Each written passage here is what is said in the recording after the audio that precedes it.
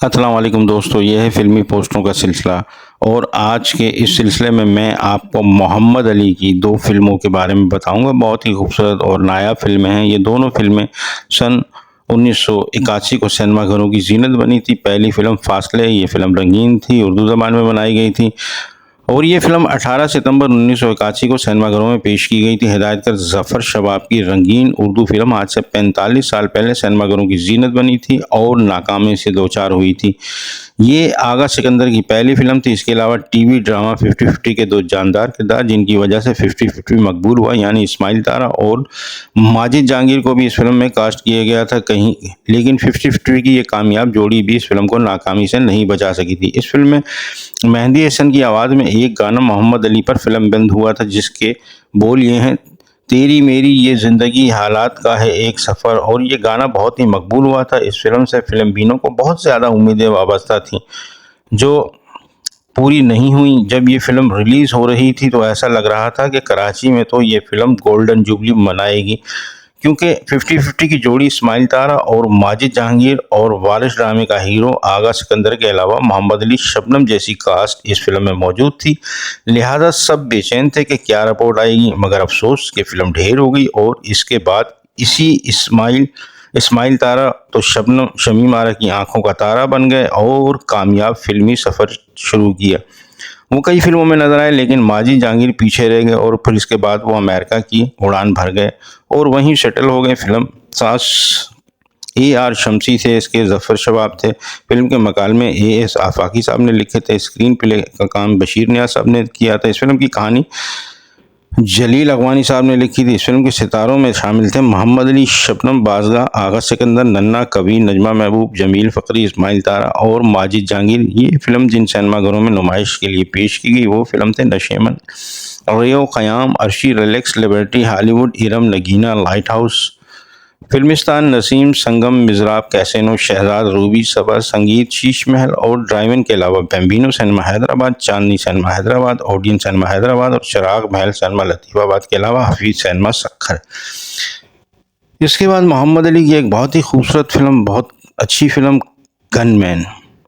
Film gunman रंगीन थी, उर्दू ज़बान में बनाई गई थी। ये फिल्म 8 मई 1981 को सिनेमाघरों की ज़ीनत बनी। इस फिल्म के हिदायतकार इकबाल यूसुफ थी। इकबाल यूसुफ की ये एक यादगार और शाहकार फिल्म है। फिल्म गनमैन में वहीद मुराद महज एक रिवायती हीरो थे। फिल्म की तमाम कहानी मोहम्मद अली के गिर्द घूमती है। इसके फिल्मसाज थे और फिल्मसाज यानी प्रोड्यूसर थे SM यूसुफ। फिल्म की मौसीकी ताफ़ो ने दी थी। माविन फिल्मसाज शौकत यूसुफ थे और इस फिल्म में गीत गाए थे नूरजान, नाहिद अख्तर, मेहंदी हसन, जबकि नगमात ख्वाजा परवेज़ ने लिखे थे। फिल्म में मोहम्मद अली ने गनमैन का किरदार अदा किया है। मोहम्मद अली का नाम शेर अली होता है। वो बतौर गनमैन हैदर बैंक की एक ऐसी ब्रांच में काम करता है जो कि एक कस्बे में वाक़ है। अक्सर वो पैसे की मुंतकिली में बैंक की वैन के साथ भी जाता है। एक दिन एक डाका पड़ता है जिसमें बैंक की वैन को लूट लिया जाता है और इस वाक़ये का ज़िम्मेदार शेर अली को ठहराया जाता है। हालांकि इसी कस्बे में रहने वाला आसिफ खान, जिसका नाम फिल्म में शौकत होता है, वो एक गुंडा टाइप जवारी शख्स होता है।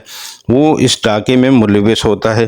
फिल्म में मुमताज़ शौकत से मोहब्बत करती है। डाके का ज़िम्मेदार शेर अली को ठहराया जाता है। इस वजह से शेर अली के घराने पर क़यामत टूट पड़ती है। कानून की गिरफ्त से बचने और अपनी बेगुनाही साबित करने के लिए शेर अली फ़रार हो जाता है। बाबरा शरीफ को फिल्म में शेर अली की बहन के किरदार में दिखाया गया है और बाबरा शरीफ, जिसका नाम फिल्म में रज़िया होता है, उसका पैर वहीद मुराद के साथ बनाया गया है जो एक हादसे में अंधी हो जाती है।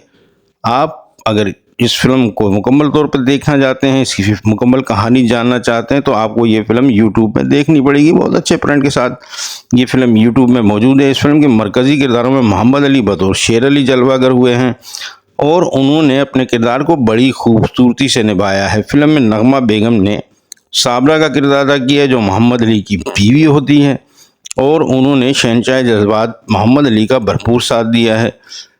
फिल्म के एक सीन में मोहम्मद अली अल्लाह ताला से अपनी बेगुनाही साबित करने के लिए दुआ मांगते हैं और फिल्म का ये सीन देखकर आपको खुद अंदाज़ा हो जाएगा कि मोहम्मद अली को शहंशाह जज्बात क्यों कहा जाता है।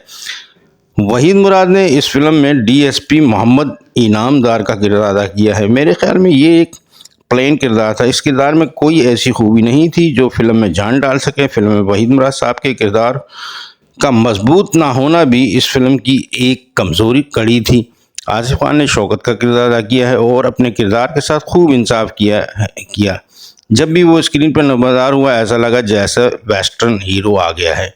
आसिफ खान के जानदार किरदार की वजह से फिल्म की एक्शन क्वालिटी मज़ीद अच्छे लेवल तक जाती है। इस फिल्म के सितारों में शामिल थे मोहम्मद अली, मुमताज़, वहीद मुराद, बाबरा शरीफ, आसिफ खान, इशरत चौधरी, अलबेला, खालिद अली मोटा, सीमा, साकी, हनीफ, कमाल ईरानी, मीना दाऊद, अली अहमद, मास्टर इरफान, खालिद भट्ट, अबू शाह, अशरफ, जावेद भट्ट, परवेज़ राना, मुजीब, इसके अलावा मुस्तफ़ा टिंड, अदीब और नगमा बेगम। ये फिल्म जिन सिनेमाघरों में पेश की गई वो थे अफशा, लाइट हाउस, कीराउन, Zeenat, Filmistan, Chandni, Shama, Shabana, Nagina, Hollywood, Chaman, Metro, Mehtab, Shiri, Ruby और ड्राइवर नंबर 2 के अलावा Venus cinema Hyderabad, Capri cinema Hyderabad, Chirag Mahal cinema Latifabad. ये थी मेरी आज की वीडियो जिसमें मैंने आपको सन 1981 की 2 फिल्मों में के बारे में बताया। दोनों फिल्मों में मोहम्मद अली साहब मौजूद थे।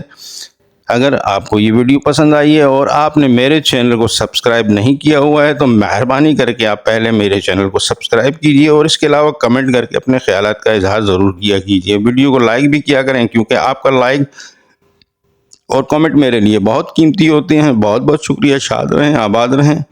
अगली वीडियो में फिर आपसे मुलाकात होगी। आपके लिए दुआ गो। सैयद अतहर अली नायाब।